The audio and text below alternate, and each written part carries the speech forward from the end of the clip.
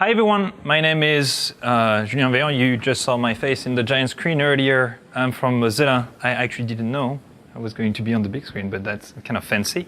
And I'm going to talk today about securing your websites, a hands-on guide to staying out of the news. That's essentially the goal we're aiming for here. I actually thought initially this was going to be a 20-minute talk. So I was like, oh yeah, cool. I can just put like 3 slides together and talk for 20 minutes. It's going to be great. And then realized, oh wait, I have a full hour. I need to make slides. It ended up with like 45 slides. So we have a lot to cover. But this is going to be fun, I promise. So who am I? I manage a small team of 5 people at Mozilla that focuses on the operational security of the Firefox core infrastructure. What's the Firefox core infrastructure? Well, we have a bunch of services that are behind Firefox, that when you run Firefox on your machine, then Firefox will talk to them. For example, if you have an account, we have a Firefox account system. If you synchronize your bookmarks, then we have a system for that as well. A system to send you web push notifications, for example, something that's very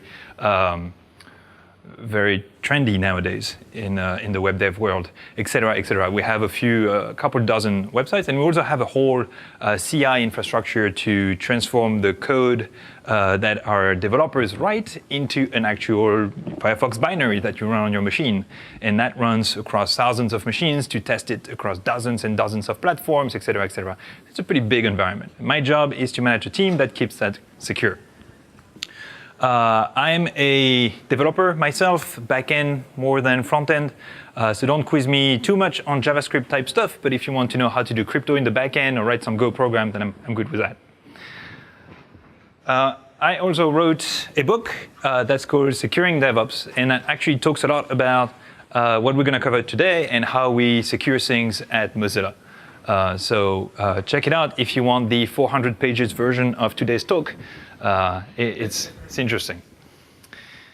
So anyway, let's take a random target, right? 4chan, for example, why not? A high quality provider of content on the internet.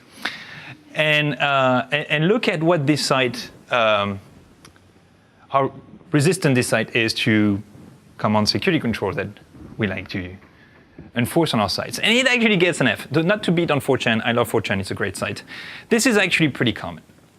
We see a lot of sites on the internet, we look at a lot of sites on the internet, not just ours, but also how the sites out there are protected because it helps us understand what kind of controls we need to put in Firefox, right, to help developers build more secure sites.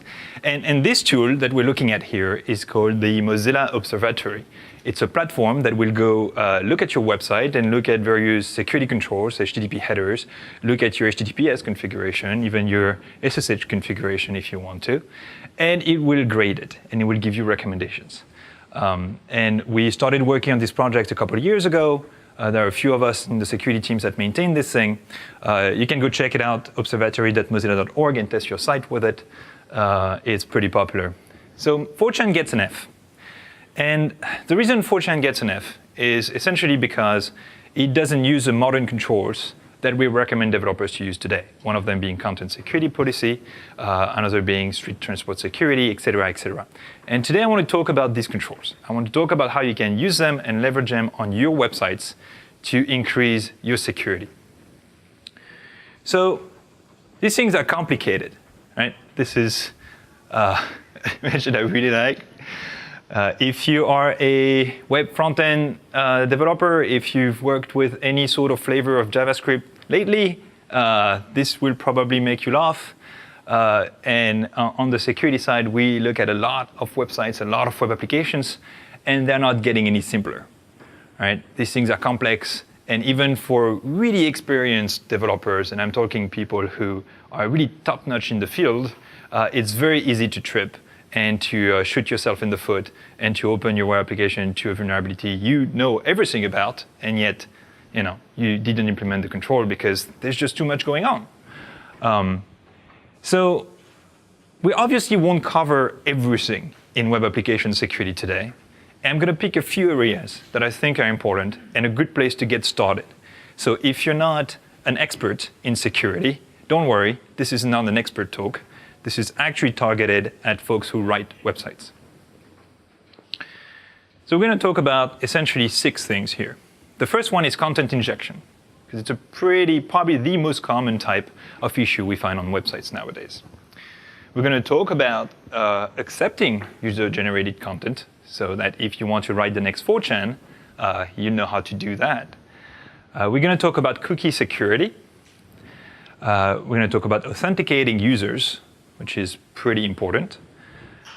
HTTPS, of course, can't have a Mozilla talk without talking about HTTPS.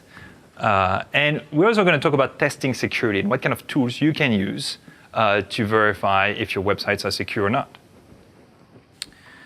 So, content injection. Most websites accept data, right? And if you accept data, that means you're exposed to a user essentially injecting bad data into your website and doing terrible things to it. The prime example of that is actually pretty old. Who here remembers the MySpace XSS Worm back from like 2005 or something? I see a few people. Yeah, that rings a bell, right? So the MySpace XSS Worm was a piece of JavaScript that this Sammy guy, that's not him on the photo, wrote that essentially will post itself on MySpace. And it will post itself on somebody's profile page, and when somebody else visited that profile page, and the JavaScript will get executed, use the credentials of that new person, and replicate itself across MySpace. And within, I think, 20 hours, he had infected like 1 million pages. That was the first example of a web application worm, essentially, a JavaScript worm. And that's a prime example of how difficult it is to secure content that is generated by users on your website. The MySpace guys actually had done a pretty good job at protecting their website. They had escaped everything they could escape. They had blacklisted attributes, et cetera, and yet this Sammy guy managed to go through the net and write a worm that will replicate itself. So that's cross-site scripting, right? Cross-site scripting is a security exploit. That's a definition from the Mozilla Developer Network, MDN. Which allows an attacker to inject into a website malicious client-side code, JavaScript. This code is executed by the victim and lets the attacker bypass access controls and impersonate user. That's pretty bad. And it is very common today. You've probably seen that snippet. That's a typical example of how to trigger an XSS in an application. If someone can put that little chunk of HTML in a form of your app, and it's not sanitized properly, then it will most likely execute that alert box that we see underneath, and that's an XSS. And that's how most people test for a cross-site scripting attack. This is a real problem. This is data from the Mozilla Bug Bounty program. So we have a web bug bounty program that we use to invite researchers to poke at our website. If you find an issue on addons.mozilla.org, come tell us, we'll give you money, and we'll fix it. So we have that program going on all year long. People will come create bugs. Sandra talked about how you should submit bugs to Bugzilla. You can also do it for our websites. Please do so. And when you submit a security bug, we'll review it, we'll categorize it, and we'll rank it, and eventually we'll pay you money if it's eligible to our bug bounty program. And every once in a while, I go look at what kind of bugs we're getting. This is the categorization of vulnerabilities that are being reported to us. And the blue bar on the left, you probably can't read the bottom, but the blue bar on the left is cross-site scripting attacks. And it is, I forget exactly, but probably 5 to 6 times higher than any other type of attack we see on our website. Cross-site scripting are a huge problem. And even for applications like ours, and honestly, the folks who work on the web dev side at Mozilla are pretty senior, right? They know their stuff, and yet they fall into this kind of traps. So the remedy to this is content security policy. And that is often seen by a lot of web devs as something too complex to implement. It really isn't. This is all you need to put as an HTTP header in your application, and that's it. Start a new website, put a content security policy that's this basic, and start coding. And you'll see, you probably won't have to do much to it. When you start adding third-party libraries, etc. You need to put in your content security policy, but it's pretty easy because you do it over time, right? Of course, if you take 4chan, that's, I don't know, a 15-year-old application, and you try to do a CSP on it, that's probably going to be a lot more difficult. But if you do a new application, it's pretty straightforward. And what that does, so your application returns it to the browser, and the browser looks at it and says, OK, I have a content security policy that tells me that anything that's within the origin of the website, all the JavaScript that's there, is allowed. But I am not going to allow inline CSS or inline JavaScript. No inline style, no inline evaluation. I'm also not going to allow plugin execution. So no Flash, no things like that by default. And that, honestly, blocks 90% of XSS attacks. Sure, if you have someone who's really smart at these things and you have an application that's a bit complex, they might find a way around it. If you start looking at different types of browsers, there are ways to mess with the content type, et cetera, et cetera. And there are ways to disable the CSP. But start there, and it will get you covered for the most part. You can put that in your web application too. That's a snippet in the Go language. And that's a little middleware that's just sitting in front of my routes in an application. And all that does is add a response header for content security policy and the policy I just mentioned. So D4SRC star and object SRC none. It adds a second header, which is kind of the legacy CSP protection that's not really recommended today, but if you have or if you need to support older browsers, and that's always fun, you might want to have that one enabled as well, the XSS protection one. Here's a trick.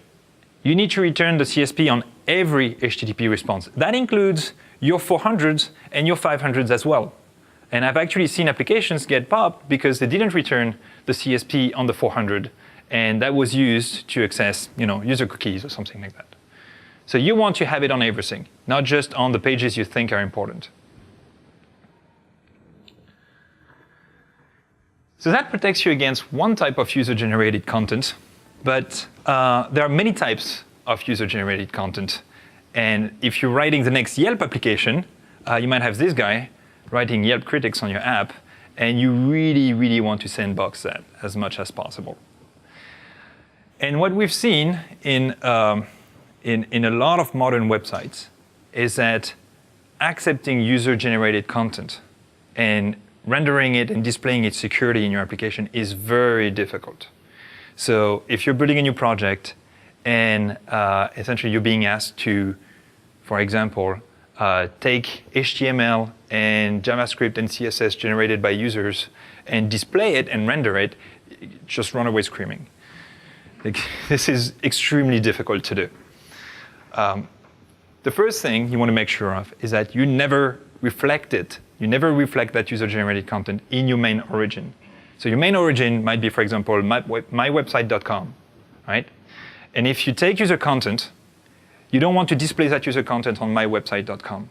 Because if you do, then it has access to everything that my website content has access to, local storage, cookies, etc. So you want to put user-generated data on a separate domain that doesn't have cookie, and you want to insert it on your main website with an iframe. That's a little more complicated to implement than just taking user content and reflecting it. But it prevents the user content from having access to all the stuff that's stored inside of your origin. So here, for example, this is your website.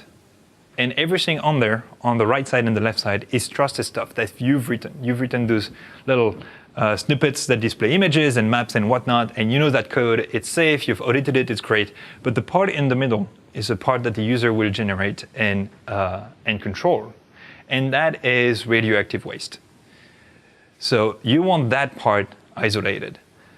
The way you isolate it is that when the user submits a content, you put it on, for example, myappcdn.net, right? And you put an iframe on your main site that loads myappcdn.net. That way, myappcdn.net doesn't have access to anything that's on myapp.com. And the two environments are isolated. And that is going to save you from so many problems. If you look at really the top 10 website on the Alexa ranking, you'll see that they all do this. If you go to Facebook and you open an image on Facebook, you'll see that it loads the image under the domain fbcdn.net. The reason for that is because clever people have found ways to inject malware in like JPEG images, for example. So you think you're just taking an image from a user and displaying it on your main site, but in fact, you're opening an attack vector.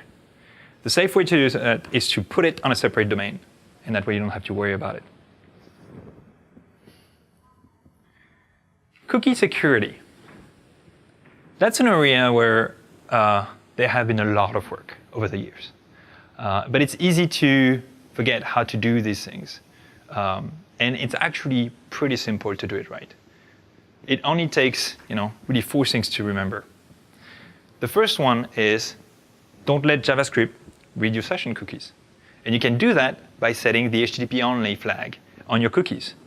Chances are most of your session cookies are just to be sent back by the browser every time they open a page. You don't care to manipulate it in JavaScript in the app. Right? So just set the HTTP only, and the browser will not let JavaScript touch it. Don't send them in clear. So if your application is not strict HTTPS, if you still have HTTP pages, make sure that your session cookies have the secure flag set. And that will tell the browser to not send them on HTTP requests, only on HTTPS requests. Use a sensible expiration, the expire or max age. That's just best practice. You probably don't want to have cookies that linger around for like 5 years, right? And the last one, who here knows what same site is?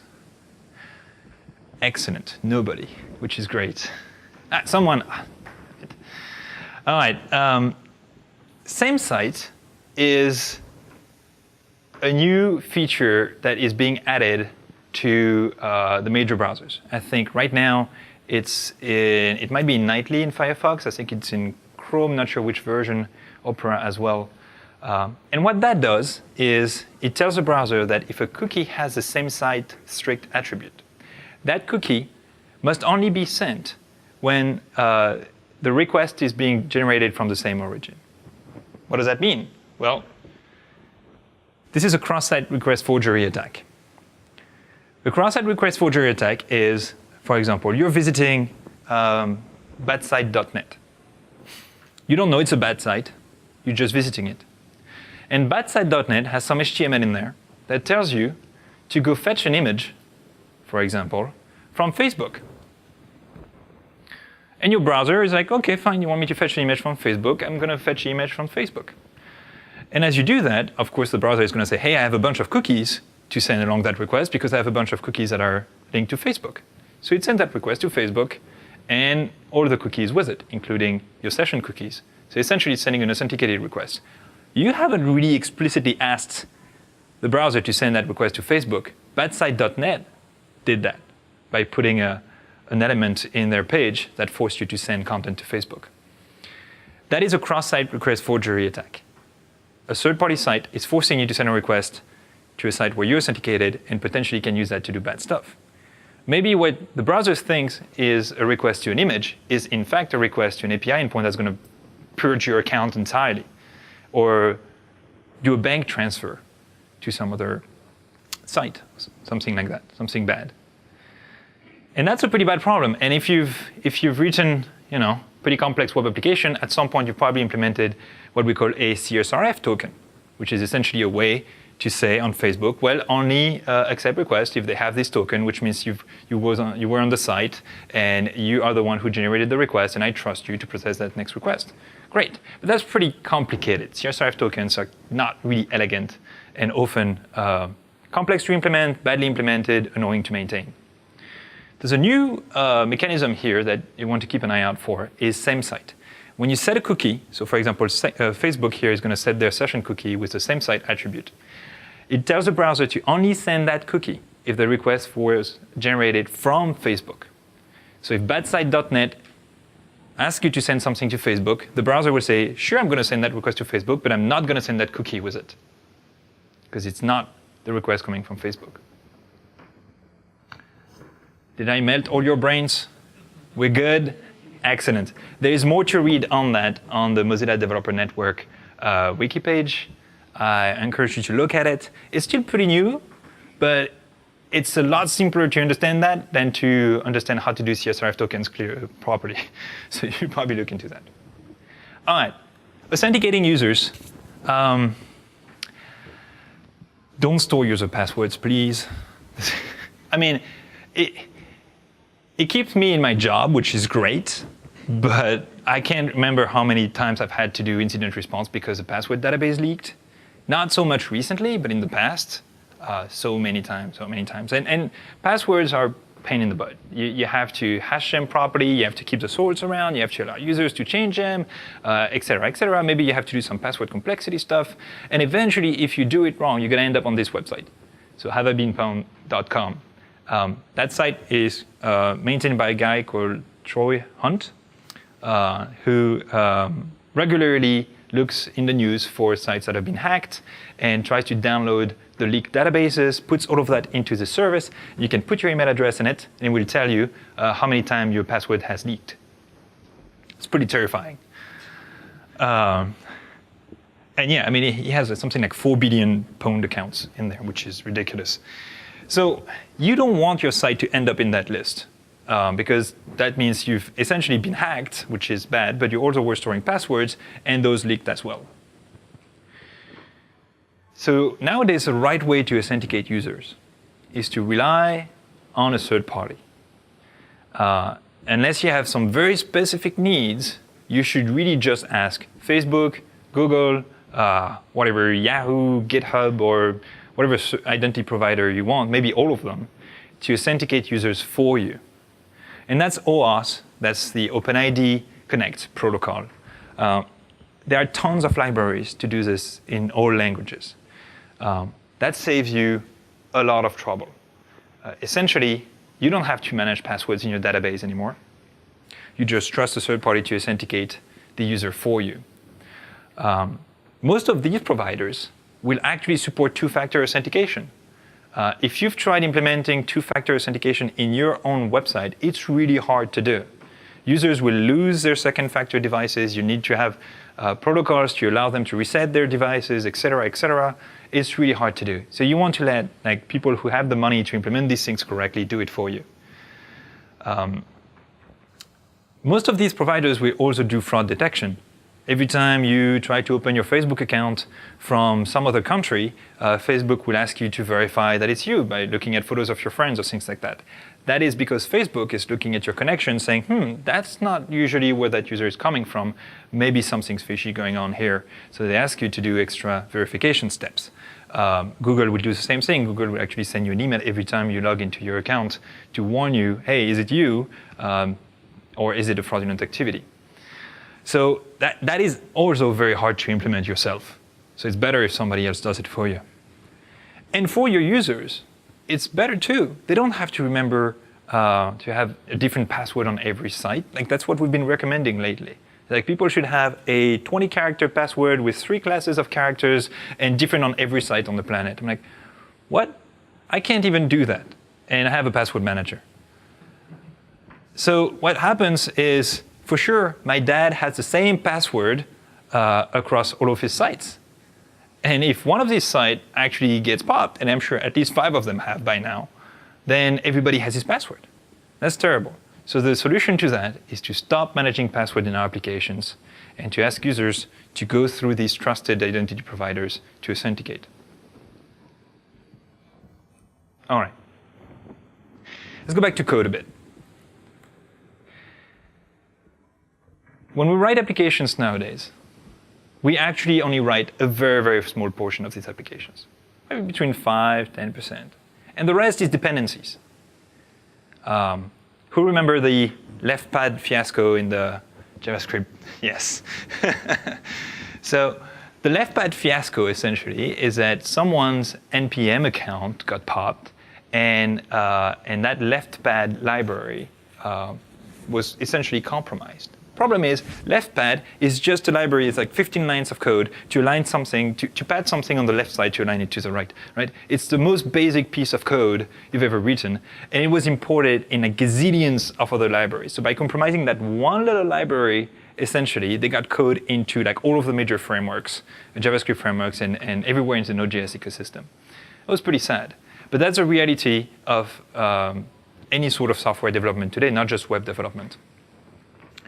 The complexity for us is to actually keep an eye on the dependency tree and make sure that these dependencies are secure.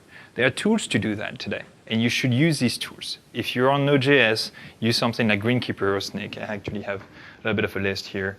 I like Greenkeeper because they actually send you pull requests in your GitHub repo, so they will actually tell you, hey, you should update this version. You can review it and merge it. It's pretty seamless. PyUp.io is cool for Python.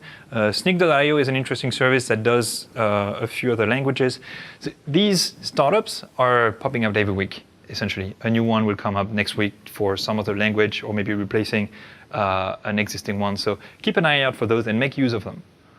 Because actually outdated dependencies is how company gets hacked. Equifax. So you want to keep an eye out for this. It's good hygiene. And that if you can do essentially good dependency management and the few things we talked about until now, your chances of getting hacked are decreasing significantly. And I can't do a security talk without talking about HTTPS. I don't know, I love that protocol. I've been digging into the cryptography world for 15 years now, and we have a few HTTPS-related scanning efforts going on at Mozilla that I love to play with. This site called badssl.com is managed by, it's actually a collaboration between people at Google and people at Mozilla to do SSL poorly. To really, you can look at it if you go to badssl.com. There's a whole list of what not to do when you do HTTPS on your website. It's pretty cool. This example here is of a site that is not HTTPS and accept a password field. And lately, I think in the last 6 months, both Chrome and Firefox have added a warning for users that input their passwords in password fields like that are not protected by HTTPS. And when they do so, Firefox would actually say, this connection is not secure. Logins entered here could be compromised. It's pretty scary. Like the first time we did it, we had a lot of web developers come to us and say, what is this nonsense? You're scaring my users away. This is terrible. I'm losing market share, et cetera, et cetera. But our mission is to protect the users of Firefox, right? And if web developers are doing things that are potentially dangerous, then it is our job to tell them to stop doing it and to do secure things. We can't keep, sites that send passwords in clear text across 150 routers and 20 ISPs of the internet and not be concerned about that. So in 2017, HTTPS is a prerequisite. If you're building a website, it must have HTTPS. You don't even think of enabling it with HTTP and doing HTTPS later. Do it the simple way. Do HTTPS right now. Make sure all of your resources load across HTTPS connections, and you will have no problem deploying this thing. It will be so much easier than trying to migrate the site over to HTTPS. We've had a few stories, I think, if you look in the various Mozilla blogs, of helping news companies. I think I think it was the Washington Post that made the move to HTTPS, and we helped them do that. I'm not entirely sure if it's a Washington Post. And we wrote about it, and it's actually pretty complex when you have a live, massive web application to move them over. So you want to do it day one, and you will have a lot less problems. So how do you do it? Let's encrypt there. Pretty straightforward, that one. So I trust everyone here knows. Who doesn't know what Let's Encrypt is? Good. Nobody. So Let's Encrypt really changed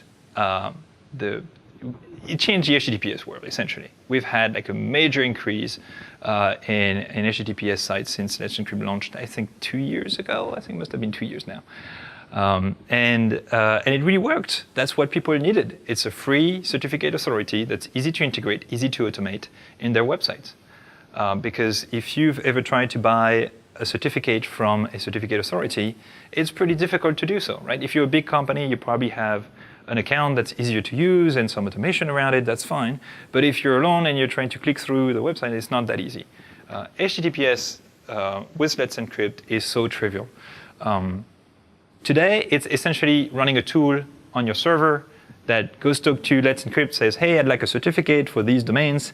Let's Encrypt comes back saying, sure, put that random string on your web server just to verify that you own it. You put that random string, the tool does it for you. And then you go back, say, all right, I did it, give me a certificate now. Let's Encrypt says, okay, here's your certificate, and done. Right? That's called ACME. That's the ACME protocol. And that is all transparent to you for the most part. You just need to run the tool on your server, and everything gets configured. And it is so transparent that more and more web servers are actually building it into their core functionalities. So Apache now has a mode, Let's Encrypt, or I forgot what the name of it is, but basically you say, yeah, give me a cert, and Apache will do it for you. And there's a couple of libraries. I know the ones for Go, but there are some for other languages as well, where essentially in your router you'll say, yeah, give me a certificate when you boot up the app, and it will do hold the handshake for you, and there you go, HTTPS. So it's much, much easier to integrate and automate today than it was like 2 or 3 years ago.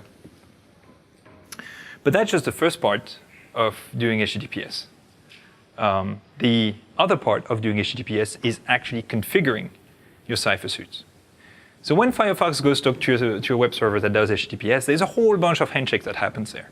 And some of that is to negotiate the crypto protocol and decide, okay, I'm going to use this version of the AES algorithm. Some of this is like, oh, I'm going to do some Diffie-Hellman stuff and all of that mumbo jumbo. And it's pretty complicated. And I think it was 4 years ago, I, myself and a couple of the folks at Mozilla wrote a wiki page to essentially list how you should do HTTPS. And it's just one way to do it. It's called server-side TLS. It's on the Mozilla wiki. And it tells you just to take that snippet of configuration, put it in your server, and you're done. That's the only thing you should be worrying about. And it turns out people really needed that because they were all trying to figure out exactly what cipher suit they should be using and what configuration. It was really complex, and people would get it wrong, or they would do it once, and 6 months later, the crypto world would say, oh, don't use RC4 anymore, and people would be like, what? So it was complex. So what we did is that we wrote a few tools. This is the TLS Observatory tab of observatory.mozilla.org to help people test their configurations. There are other tools out there, popular one being SSL Labs, also very popular. And you can use them to test your configurations. If you have an HTTPS website, every once in a while, go look at these sites and test your config. If it returns a warning that you're not doing well, you can use a configuration generator. So this is the one we wrote at Mozilla. And you say essentially, I have Apache, I want the intermediate configuration level because I need to support these browsers, for example.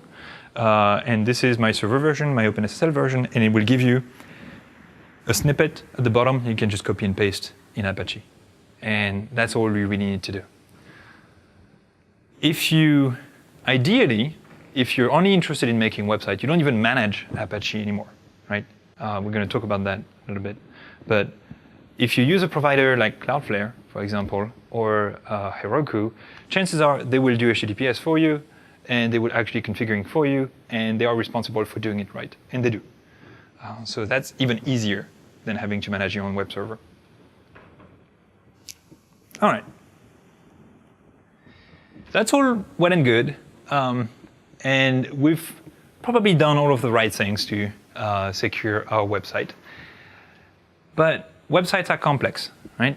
That React contact form is pretty massive, and there are probably a lot of holes in it that we haven't found. So we need to try to find these holes before someone else does. That's where security testing comes into play. So security testing is complicated. It is something that people specialize in. I actually put like 4 areas here, and each one of them is an entire specialty. So you don't want to spend the next 3 years, or you can if you want to, but that's not the goal here. What you want is just to know enough to test your application every once in a while. So we're going to talk about them. Web application vulnerability scanning is the most common one. Fuzzing is interesting, a little more sophisticated. Static code analysis is something I really recommend developers to look into because it's very close to the source code. And relying on external researchers, this is probably when you start having a little bit of money on the side and you can have other people help you. So web application vulnerability scanning essentially is about taking an external tool, pointing it at your website, your web app, and letting it run. Most of the time, they come with default configurations that are pretty good. This is a screenshot of the OWASP Z attack proxy, ZAP, which I like a lot because the guy who made ZAP actually works in my team. So we use it a lot internally. And I think a lot of people outside of Mozilla also like to use it quite a bit. So it's a good place to start. It's open source, it's free, etc., etc. You can download it, it's a Java application, and run it against your website right now. Well, after this talk. And what this does, essentially, is you say, all right, go look at this app and tell me if you find anything wrong. And Zap will go and parse the HTML and spider every resource in there. And every subpage that it finds, it will parse it and find other resources. And it will constrain it to the origin. So it would not go like scan Facebook. It would just look at your site. And for each resource that it finds, it will evaluate the resource against a set of security rules. So if you have, for example, cookies without a secure flag, might be an example, it will tell you, hey, you don't have a secure flag on your cookie, et cetera, et cetera. It's a great way to have an external tool review what you did when you wrote your application and make sure you haven't missed anything. Some of these things are what we call false positives. And it's very hard to reduce them because for some people, a false positive is irrelevant. For some others, because of the way their application works, it's actually a critical issue. So these tools are by definition very verbose, and you have to go through them, through the results manually. But it's also a learning exercise. So I find it very interesting. If you have a modern application, the problem with a lot of these tools, and Zap is one of them, but you have like some you can pay for, like Quadis, for example, or a bunch of other open source ones, Arachne, WAF, et cetera, and they all pretty much work the same way, but have, it's best to use more than one if you can. And the problem with all of these tools is that they need to essentially replicate a lot of the functionalities of the browser. They need to go talk to a site and parse the HTML and reconstruct the DOM and everything. And that's difficult to do. So another way to do it, especially like if you're a React developer and you have the whole virtual DOM thing going on, most of these tools don't understand a thing about that. So it's better to use it as a proxy and actually have your browser visit the site through Zap or through whatever vulnerability scanner you use. And that way, Zap doesn't need to understand how to spider the site. It just uses whatever the browser is requesting. Right? So you can do that too. And this is actually pretty easy. In a couple hours, you can get that working on your development machine and just use it every once in a while before you push the product, because, as part of your QA process to make sure everything is configured properly. Fuzzing is kind of a zoom in to vulnerability scanning. And the idea here is that you have, for example, an input parameter on one of your API endpoint, an integer at the end of your round. And you want to make sure that that integer is always treated as an integer and someone cannot just inject HTML in there. And that's fuzzing, essentially. You say, this is my input parameter, and go try to inject as much junk as possible in that input parameter to see if you can blow up your application. And a lot of applications will blow up. They will just, when they receive 20Ks of bytes instead of a small integers, they just stack trace and everything, bye-bye. In the worst cases, you can actually use that to go mess with the memory and trigger a remote code execution. We use fuzzing essentially on desktop applications. So there's a whole team of like 7 people that does fuzzing on Firefox. they find hundreds of bugs every year. And they're very successful because Firefox is a C++ mostly applications, and it's very hard to manage memory the right way.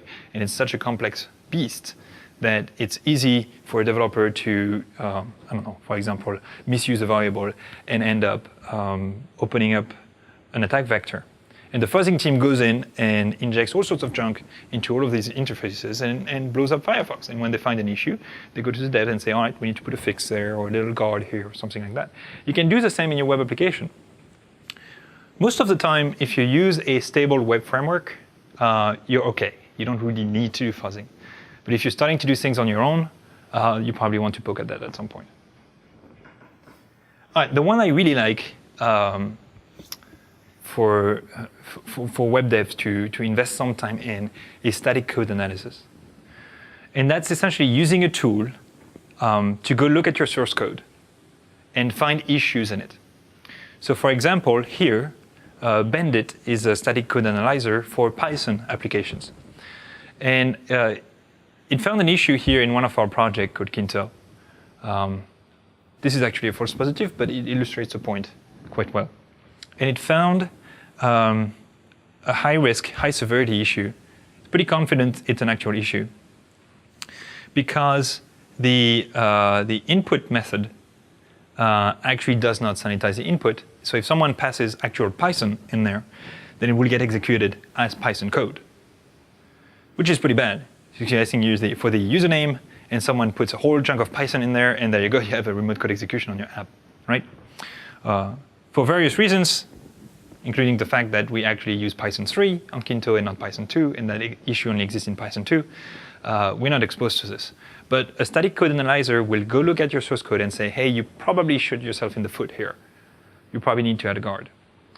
You have static code analyzers for Python, for JavaScript. ESLint is a very good one. Look for one in your language. It's also very easy to automate this in continuous integration and to run it automatically.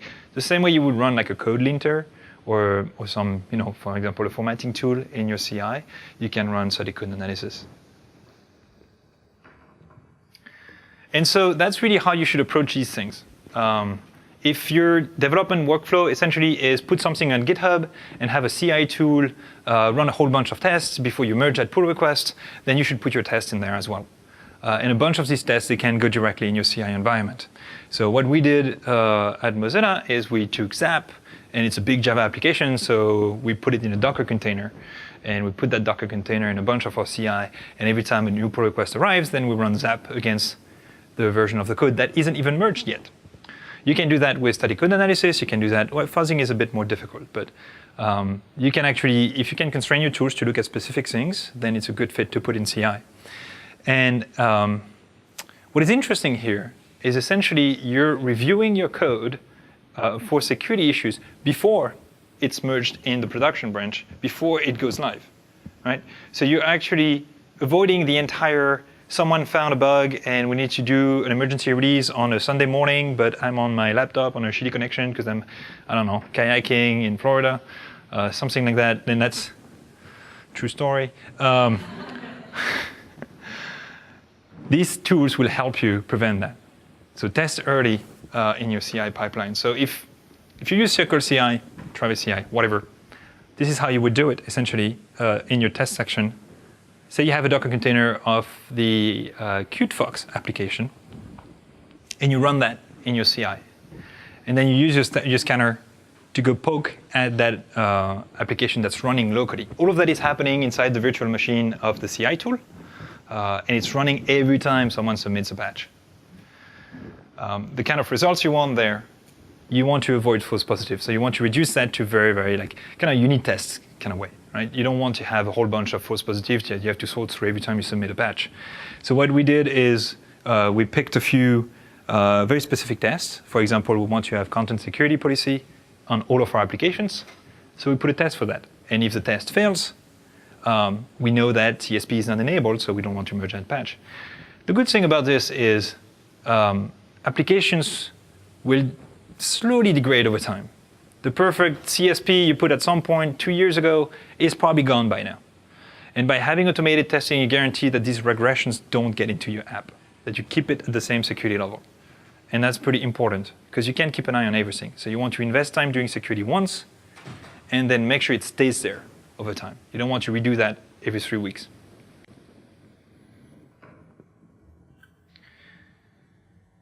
All right, and the last thing I'm going to talk about today is relying on external researchers.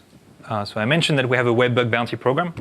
We actually give people money. If you're not doing anything on the weekend, that's a good way to make a few bucks. If you find, for example, a remote code execution on what we call a critical site, so say Firefox accounts, for example, then we'll give you $5,000. A lot of big companies do that. You can look at Google, Microsoft, Facebook, Twitter, et cetera, they all have the same kind of program. It's a good way to invite people who are going to poke at your websites anyway to report it to you first and not publish it on some random mailing list where you'll have to do essentially emergency response. The rules are pretty simple. It's a confidential report of the vulnerability.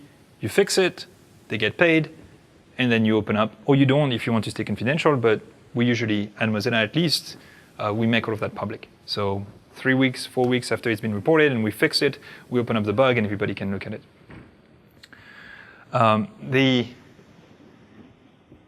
The benefit of this, and you can use any sort of third-party vendor to run that program for you, is you're putting your company out there as we're serious about security, right? We really want to do business. We really want people to trust us, and we're going to play by the rules. And today's internet rules are people that come, look at your application, poke at it, break it, and let you know about it.